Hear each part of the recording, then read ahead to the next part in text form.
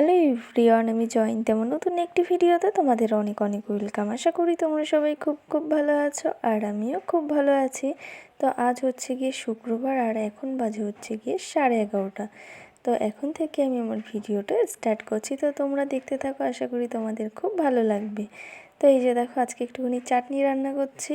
তো আজকে শুধু আমের চাটনি রান্না করছি, কিন্তু চাটনিটা একটু অন্যরকমভাবে করছি, মানে গুড় দিয়ে চাটনি রান্না করছি, আখের গুড় দিয়ে।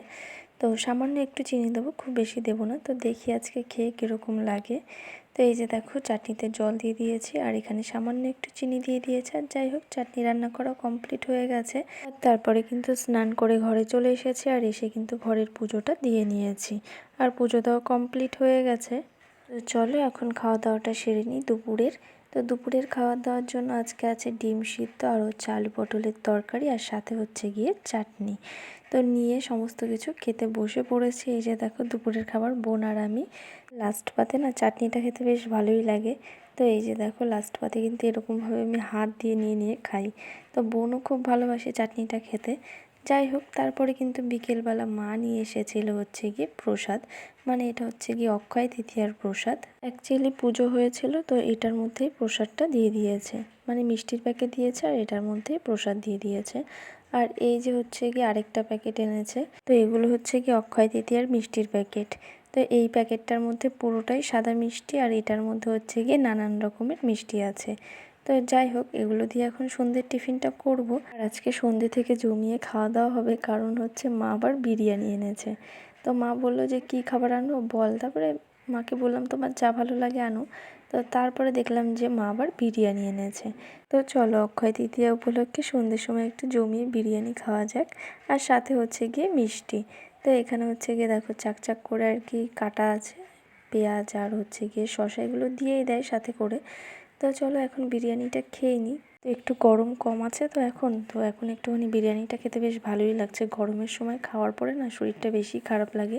যখন আর কি রেস্টুরেন্টে গিয়ে খেয়েছিলাম, তখন তো প্রচণ্ড গরম ছিল, তখন একটুখানি কীরকম লাগতো খাওয়ার পরে, মানে ভালো লাগতো না।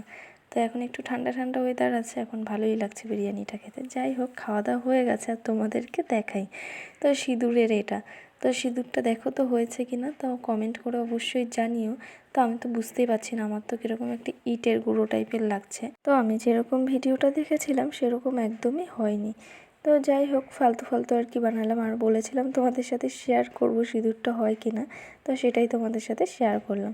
তারপর আর এগুলো দিয়ে কী আর করবো, মা তো আর এগুলো পরবেও না, ধরবেও না। তো তার জন্য বোনকে একটু শয়তানি করে টিপ পরিয়ে দিলাম। তো বোন তো পরতেই চাইছিল না, বলি আমিও পরবো, তুই পর। তারপর আমি একটুখানি পরে নিলাম শয়তানি করে। দেখো এখানে, তো দেখলাম যে কীরকম লাগে।